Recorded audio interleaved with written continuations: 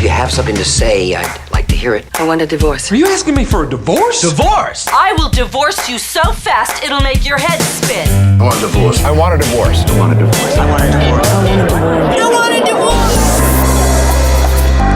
This is Dallas Divorce Talk with Dawn Budner and Carla Calabrese. Dawn and Carla guide you deep inside the world of divorce through all the ins and outs, ups and downs, and any unexpected turns. Now, your hosts to have and to hear, Dawn Budner and Carla Calabrese. Hello, this is Dawn Budner. I am here with Carla Calabrese, and we're calling this part 2 of Consider the Kids. Because we didn't think of a catchy second name. No, because it's still Consider the Kids. Okay. Yeah. All right. Oh, now you can't change the name even if you want to. She said it. Nope, we can't.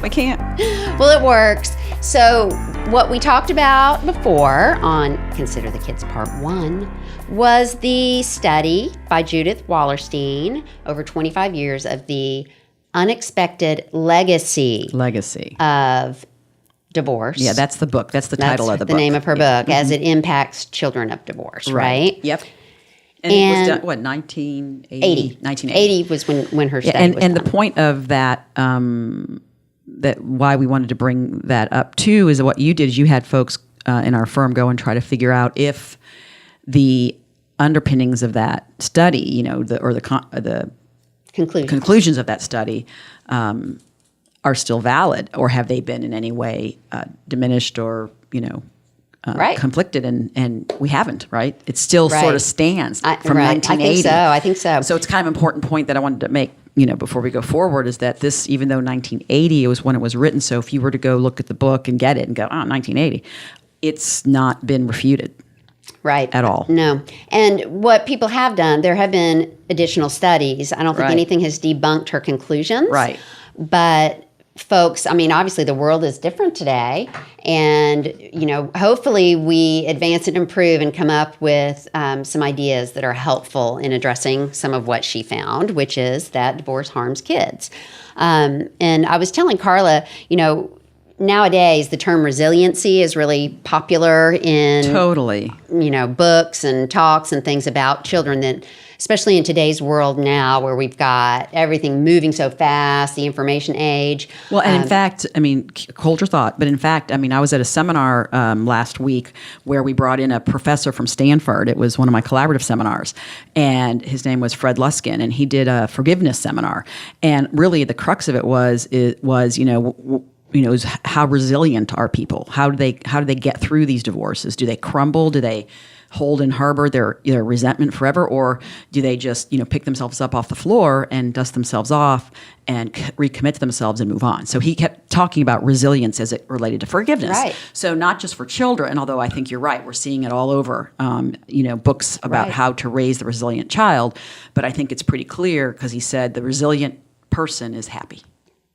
The person who is resilient is happy. And here's That's the thing. connection he made, right? There are a couple of things that we know in this life. So to put a little bit of context around this very depressing topic, we know that we're going to die.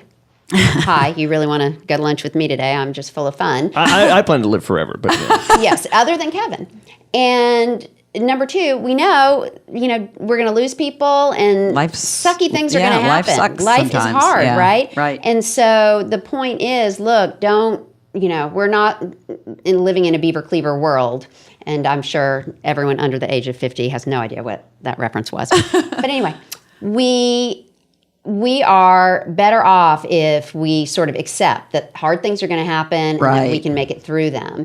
And what is kind of troubling about the research on children of divorce is that their ability to handle stress and to be resilient in the face of change is diminished. Right. And I just have to believe that that's something that we can help, that we can ameliorate that with some changes, I hope. And I do believe that.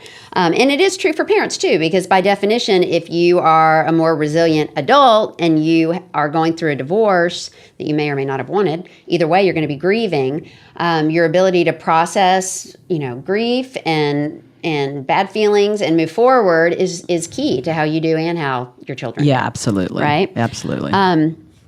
But so there's one really interesting quote in response to Judith Wallerstein that I want to get into. But Judith Wallerstein has one idea, at least, that is pretty controversial. yeah, back then. and- It was controversial back then. Well, everything she said was controversial back then. But even today, I think she was really against joint custody arrangements. Right, that's and right. And there are some people who argue against them. And the main idea is, look, if this couple, is so conflicted that they can't stay married, then why should we believe that they can parent the child together? And it's not realistic. Basically, was her point way back when. Mm-hmm. And the fact is that is not the way the trend is going. For a long time now. For a long time now. We have a presumption in Texas of joint conservatorship for parents. Yeah. And it's not just one of those things that's on the books. I mean, I think that there is just a really strong public policy that you can feel in everything as far as recognizing both parents as being equally important to children. Right. And I think that's a good thing. Yeah, so, for sure. Absolutely. In that way, in terms of the involvement of fathers in particular, I will say her study shows all kinds of horrible impacts when fathers are not involved. Right. And sometimes when the father gets some cruddy little, possession and that's it, then that, discourages the relationship and the fathers fall off. Right. That's not good. Right. We know if anyone does read her book, you'll see there are all kinds of terrible impacts on both boys and girls as a result of not having their dad. So all in all, we reject Judith Wallerstein's idea that joint custody is not a good idea because in our ideal world, I guess the parents would still be married, but in the second ideal world, they would get along. co-parent in a very mature and healthy way. But where I do tend to think she might be right is I don't think a joint custody arrangement where parents are still slinging mud at each other is... And sometimes it's just one parent. I'll just be honest. I mean, Right. We have lots of cases where you've got, one parent who's sort of just exhausted from just the unhealthiness of the other, and which brings down their ability to even be healthy. But regardless whether it's both slinging or one just slinging, it's still not healthy for the kids to be in a joint custody arrangement where the parents are just not able to co-parent. And so, Let's explain what we mean by joint custody. Joint conservatorship is what I should say, because custody is not really the right word. But a joint conservatorship is essentially one where the parents have joint rights, duties, responsibilities. And typically, they have the right to trump the other parent. So you have some, the right to determine education or make education decisions or medical decisions or,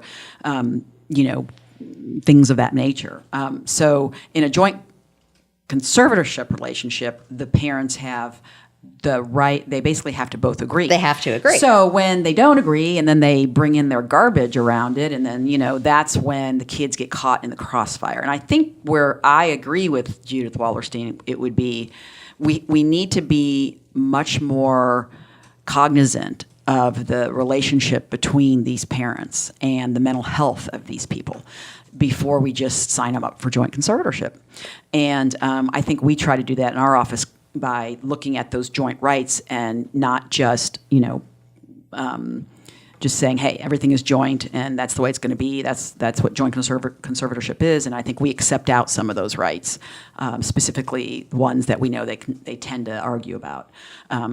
Not going to go into the detail about that, but the point just is sometimes I think, and we have had cases. I mean, God knows. I mean, you've had God more than you care to admit that really parallel parenting, which is a different concept than joint custody, right? So parallel. So let me say one thing about joint conservatorship. First. I'm so sorry. I keep using the word custody. No, that's okay. Well, they used it in this article. We always tell our clients, don't. That's not that. Right. Here I am saying it left, right, and center. Well, the distinction I want to make is that when you talk about that title. First off, people get so upset about that title. They want to be primary, which, the main barely parent. means anything.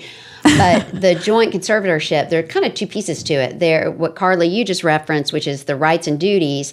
And you can have, one parent has exclusive rights on certain things. Right. They share rights on the other. They have the independent rights on the other. And so it can be a number of different ways. And there should be some intention behind which box you check That's on that. the point I'm making. Yes. Lots of times there's no intention. Right. They just say joint, joint, joint. Yeah, and they then just it say turns out joint. to be kind of a disaster. A disaster, yeah. But this issue, the rights and duties is not the same as possession. Right. And a lot of folks, when they're talking about sort of any of these parenting issues, their Right. focus is on possession Right. and how many hours Right. and all that Right. stuff. Right. So I we just like to wanted call make- it parenting time in our evolved practice exactly. of collaborative. Possession of your collaborative divorce. ownership. Yeah, possession. I shall possess you. Yes. But so I wanted to make that point that I think sometimes that let me say Judith Wallerstein, I think, was talking about the rights and duties. She wasn't saying that the other parent should not have that's time my with the point. child. I think that's my point. I think that's what she. Right. That's my understanding as well. Yeah. So that is her point. I think as a practical matter that the current has gone the other way, and I don't think that's necessarily bad unless we are just, going around without actually being aware and paying attention. Right. So, and I think, frankly, we are doing that. We are unconscious throughout. Right. But what I started to say before we went back and explained that issue on joint custody is not the type of custody that matters, is what a more recent author has written, but how the parents interact. Right. And that is so correct. I mean, your kid doesn't give a crud what the label is. Right. And I think what Carla and I both would venture so far as to say is this, that we don't care either what that label is, and whether you're satisfied or having high self-esteem around that label, because the issue really is, what is the kid feeling? Right. And whatever we can do to make it so that the child is not feeling the tension between the parents, that is the key to all of this research and all of these negative effects. Right. Absolutely. And so one thing that's interesting too, by the way, talking about possession time, one article that our clerks showed me, it was an abstract from a study, and it turns out, one benefit of technology in our changing world is that it does help parents stay connected to their kids, and it helps them in a way that is satisfying for the kids. Know that, when you feel like there's nothing you can do and helpless, checking in with your kids, texting frequently, Skyping, and all that. Unless they're every single 16-year-old day. boys, then they won't even probably answer. They won't read it. But you can write stuff on their Facebook page and they won't know either. That's a good point. Yeah, exactly. Sneaky. They're I friends think will that's a see really it. good point. So you're basically saying that that's one way in our modern world that we can,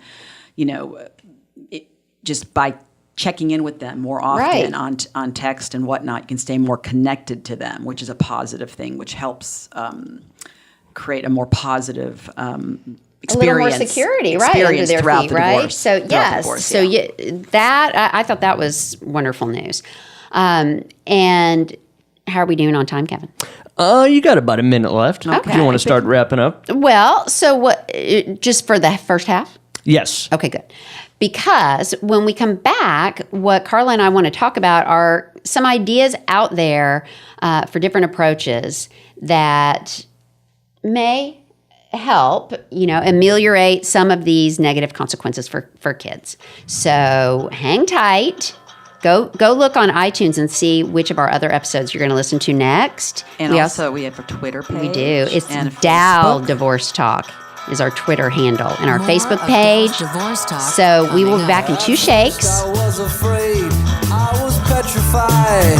I kept thinking I could never live without you by my side. Celebrating the sanctity of good radio, this is Dallas Divorce Talk. And we're back. we are here with some ideas for you on things you can do if you are a divorced parent who is co-parenting a child Or considering divorce. or considering divorce. We want you to consider the kids. Yes, we do. And actually, even if you're a divorced parent who gets cranky with the spouse, you may listen in and find some tips. So You said a divorced parent or a non-divorced A parent? non-divorced. Oh, I thought non-divorced, yeah. Oh, did I say divorce? You said divorce. Something for everyone. Exactly. I think you said divorce, but I I said got non-divorce. divorce on the brain. Yeah. Okay. Okay, so I just think this is so interesting, and I'm such a nerd that I love to talk about things like this. But have you all ever heard the concept of how so much of communication is not about the words that we say, but how we say them? And my ever loyal little researchers have given me basically a study that tells us that there are estimates that 7% of communication is about the words that we say. Yeah. That leaves 93%. It Of that, does. isn't that nuts? I don't know that I like those numbers. I know. Well, of that, 38% is vocal, meaning the tone you use and the inflection you put on your words. Right. Okay. And 55% is nonverbal. That is about the sour, gasping expression on your face, the The rolling of the eye eyes. roll, your posture, A contemptuous look on your Yes, face. That's a bad contemptuous one. look. Contempt is really bad. refusal to make eye contact. Yeah, Is another refusal. one. Yeah. Yes, we know you're doing that. Your children know you're doing that. They've told us that you're doing that. So everyone sees it. But nobody wants to, fully understand. Well, I haven't said one, I haven't called my wife a bee in front of the kids in, Yeah. 6 months. Well, congratulations. But the fact that you will not look at her and that, Your body language just turns in. wreaking Yeah. anger, Yeah. your kids see Yeah. every speck of that. Right. And your word choice is still important, though. I Right. do want to say, saying let's pack up. We're going to mom's house is different from, are you ready to go over to your mother's house? Right. Those are different. Yeah. Those feel different to the kid. Right. And then just different words, just the extreme words, right? The all, never, Oh, those yeah. things. The black or white words. The black or We white love words. those. And God forbid that you're mentioning to your child that the child support check is late or something. If you're doing that, you're seriously in huge trouble. Yeah. you're- And do not deliver things between no, a spouses. child should never Should not be the mail carrier. No, children should never be used to carry messages or anything else. Bills, invoices, God forbid. No. Exactly. That don't make them a mule. I worked for a federal district court judge, and we had a lot of criminal cases, and the mules went to jail too, people. So do not do that to your child.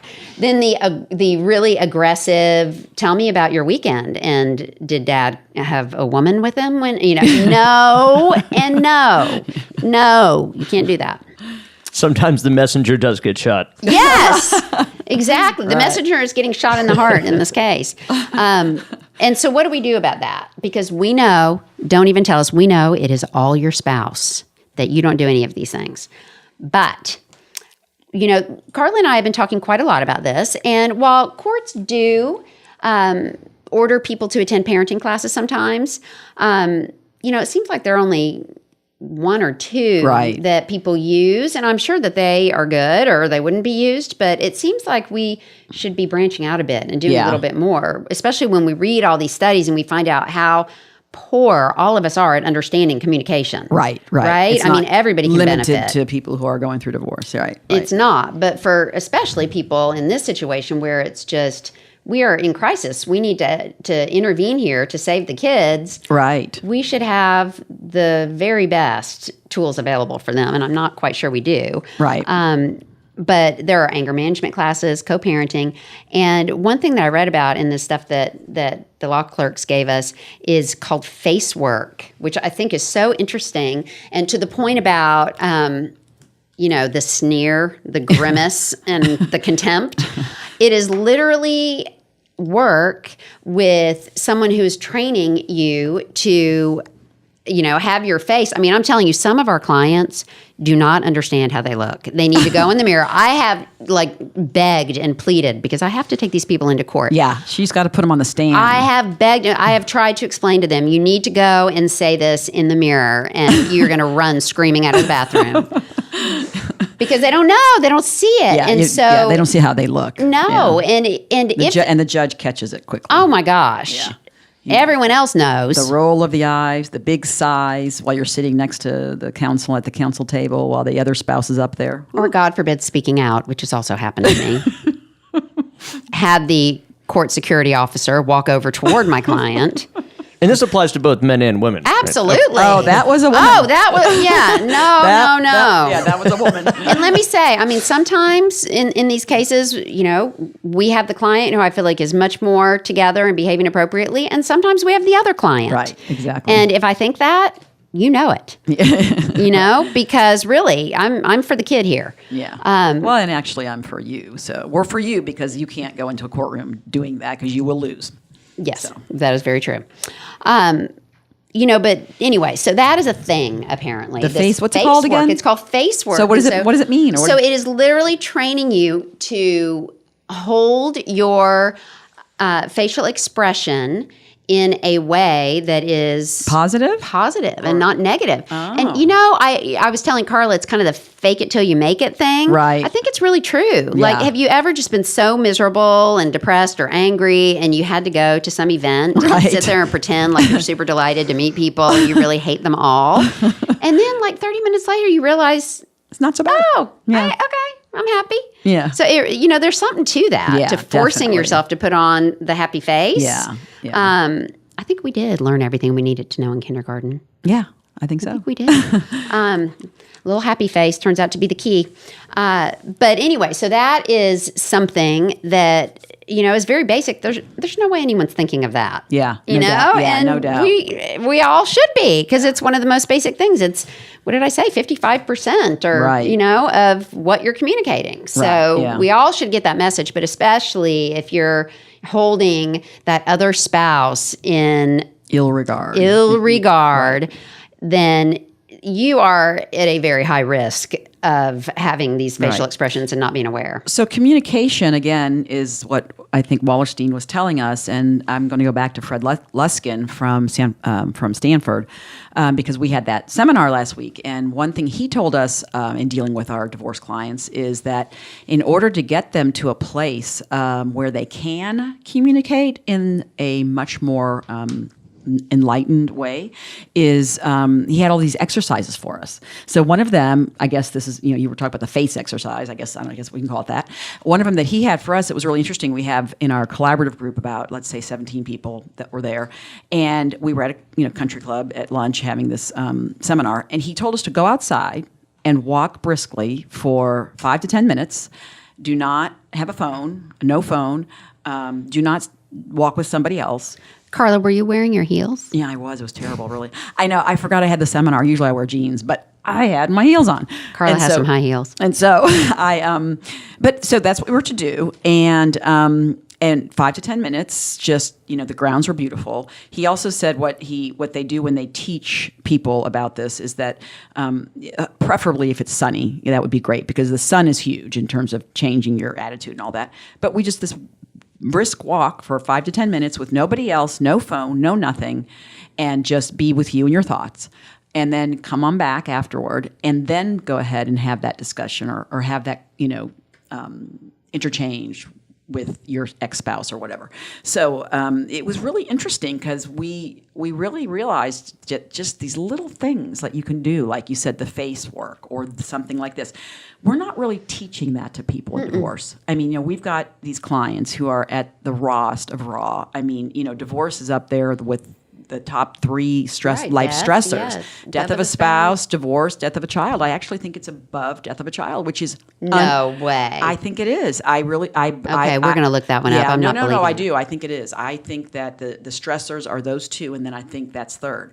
And so they're at their worst. And so if we're not able to kind of help them as lawyers, who they really rely on us because they come to us as divorce lawyers, and so that's partially what we do in this collaborative work. But back to Judith Wallerstein and what we're talking about today, these are things that I think we can help, and maybe we can educate the courts about, and maybe we can have, more of that kind of impact during the process itself. Right, because at the end of the day, some very high percentage of divorce is about a breakdown of communication. Right, exactly. So we should drill down on that. Yeah. I liked everything you said, except that you're taking a brisk walk left alone with your thoughts, because I am learning, Eckhart Tolle, shout out here, I am learning Love him. the concept that your thoughts are not necessarily worth squat. And just because you think something or feel something doesn't mean it deserves to be honored. It may be passing. Yeah. Right? No, I totally agree. I think what he was saying was the brisk walk, the being alone, and the no connection with cell phone and whatnot and being outside. That was huge. And he's from Stanford and from California. Of course, it was kind of a gloomy day. It was like last Wednesday, I think. And he said, well, normally we have lots of sun, and when I come, he comes every year to work with a company to do this stuff. But he said, but the sun and the outdoors, and that is what takes those thoughts and tucks them away. Right. So I agree with you completely. To go out there and walk and brood is not the answer. Exactly. But he's basically saying, he said, and if it's not such a great day, or it's cold, what he does, because he's got this group that he goes and he trains, is that he has them go to the window, find the biggest window with the sun coming in, and just stand there. He said something about the sun, absolutely just looking at the sun, and then I'm going to have to tell you another thing my dad said. Looking at the sun and having it just kind of flow onto your body is an amazing way to kind of change your neurons in your brain and change your attitude about what you're dealing with that very moment. Well, nature is huge. I mean, that's why so many, like when kids are struggling as teens, wilderness camps, that idea, there are so many of them in Utah. Yeah. And where it's beautiful with the national parks and everything. I mean, that's a message too. If you want to connect with your kid, spending time with your kid outside in nature is huge. It's huge. Huge. Yeah. And it does. It takes you to a different place. Yeah. Well, one thing my dad used to say when he's got so many words of wisdom. I could probably do a whole book on my dad's words of wisdom. But he would say when he was depressed, he suffers from depression. I mean, clinical. I mean, unbelievably so, because he is just the happiest guy ever on his medication. But he said, well, when he would be depressed, he would just sometimes go outside and just look at the sun. And that's all it took. Wow. And he said, Your dad and I would look at the sun. a man ahead of his time right there. I would look at the sun and I would say, look at that sun up there. That's a pretty amazing thing. And he said, I always would feel better after I did that. And isn't that amazing? Because that's just very similar to what Fred Luskin was saying. So. I know. Our minds are so crowded with all this nonsense that we're getting away from just the most basic truths. Exactly. So. And the truth is that Kevin is wagging his finger at me. I am. Yeah, we So are. now we don't get to talk about some of our other brilliant ideas, so we'll have to do it next time, yes? Consider the kids 3.0. Oh my gosh, you guys. That's going to be a first, a 3.0. So if you want to weigh in, ask questions, suggest topics, please go to our Facebook page, Dallas Divorce Talk, and also if our you need help, Twitter, Dallas Divorce Talk. Twitter, and what else? Twitter, Facebook. I think you covered all of them. Oh, and check out any past shows on iTunes. iTunes. And if you have or need help in the family law arena, Calabrese, www.calabrieshuff.com. Please come see us.